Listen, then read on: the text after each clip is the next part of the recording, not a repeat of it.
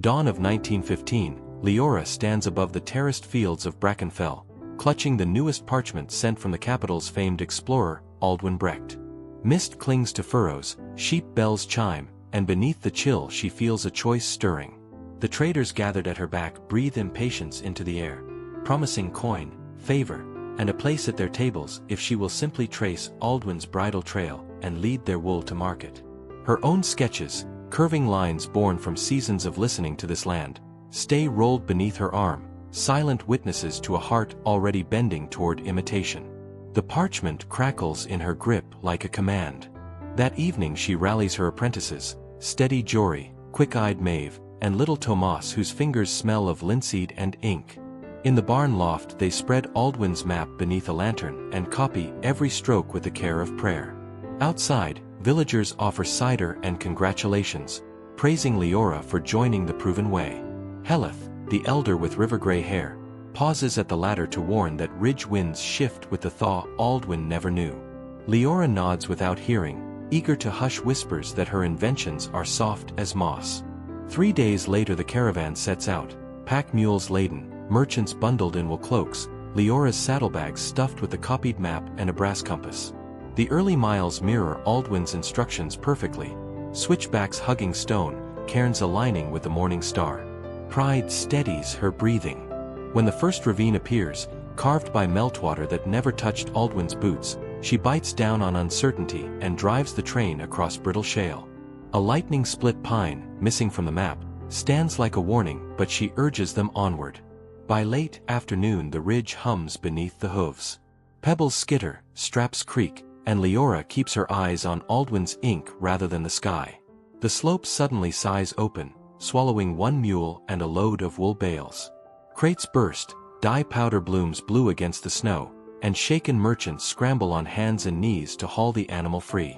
No lives are lost, yet daylight drains as they gather scattered goods, and the march home becomes a slow procession of weary faces and whispered blame. News outruns them.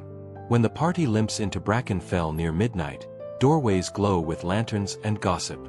The council mutters of liability, apprentices avert their eyes. Leora shelves bruised cargo, slips into her workshop, and faces walls smothered by Aldwin's charts. Candle wax pools as she chooses to stop following. Leora returns to the ridge at dusk carrying blank parchment and her childhood compass. She settles beside the collapsed shale, folds her skirts beneath her, and lets stillness swallow the lingering echoes of disaster. Evening swallows stitch the sky without a sound. Far below, the mill bell tolls 6 slow notes. Her apprentices wait a few paces back, breath steaming in the chill.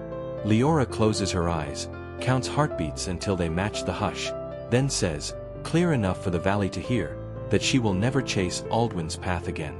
Back in Brackenfell's barn loft she lights a tin basin and feeds Aldwin's maps to the fire. Ink curls, parchment blisters, sparks climb rafters like tiny fireflies. We are not forgetting what others taught, she tells Jory, Maeve, and Tomas. We are remembering what the land whispers when no one is watching. Days that follow become lessons in listening.